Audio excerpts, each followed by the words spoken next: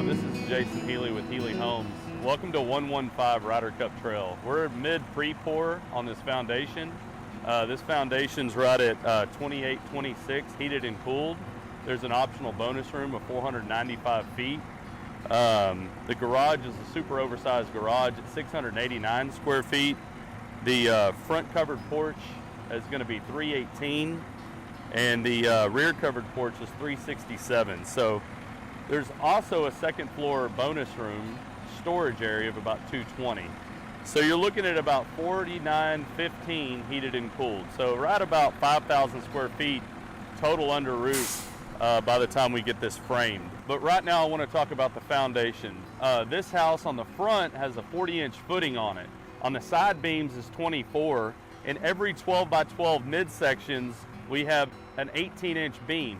So we're running number 5 rebar, 3/8 on top. You can see all the chairs, and there's beams all over this slab. And that's something that we'll hit back on some inspection photography that we'll put in this video. But these slabs are engineered for this house, and I think it's really important the client knows what they're buying, because a lot of times a spec house, the quickest way to save money is on dirt work and on cement and on footings, because the homeowner just can't see what's below the slab. One of the things that's really important from a homeowner who's going to be buying a house is water control around a lot. And one of the things you want to look for when you're buying an existing house or you're buying a new construction house is just the way that they have done their dirt work. So you want to look at that grade, and you want to look at the taper from the top left of the slab to the top right, and just see how the water is going to be moving. Because one of the things that you do to build a cheaper home is you just really get this super flat.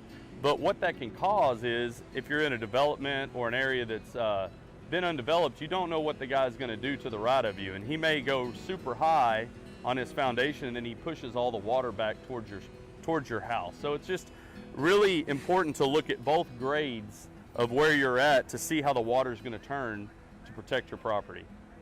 The pump truck is such a great thing for a slab, because back in the day when my dad built homes, we just backed up a cement truck, unloaded the cement, and then we had ups and downs in our slab.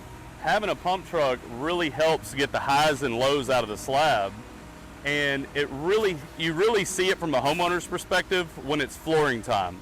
Because when you don't use a pump truck, what you have to come back in and do is you've got to do a lot of extra little prepping and floating on the floors, and that's something that's really a pass-through cost on the homeowner to get the floors right. But it's something you don't see as much on a speculatory home, because the pump truck costs you about $2,000 more per pour. So one thing I want to talk real quick to you about is how to get a cement even pour. And one of the things that's really important is the slump on concrete. So in the summertime, you're going to run a really high slump. But like this morning, it was about 58 degrees, and so we're running about a 4% slump in the concrete. We don't have the evaporation rate in the summertime to pull. In the summertime, it pulls the water out of the slab. So by the time they come back and spin on the slab to get everything leveled out, it's just not there, and it dries too quick. So that's something that I'm always watching with temperatures and with the dryness of the level. And one of the things we're doing here is we're putting the 3mm plastic poly down, and that helps not let the evaporation rate go as quick. One of the things that's really important as well when you're pouring concrete is the PSI. So the pounds per square inch PSI, it measures the compression strength of concrete. A higher PSI means a given concrete mixture is stronger, so it's usually more expensive. But these stronger concretes are also more durable, meaning they last longer. So that's something you really want to know when you're coming in to buy a house. Today we're running a PSI of around 3,500. So this is the 5th house we're building on Ryder Cup. There's one more lot left, and we're going to be pouring that one next week on 111 Ryder Cup Trail. And this house is available to customize today if you give us a call.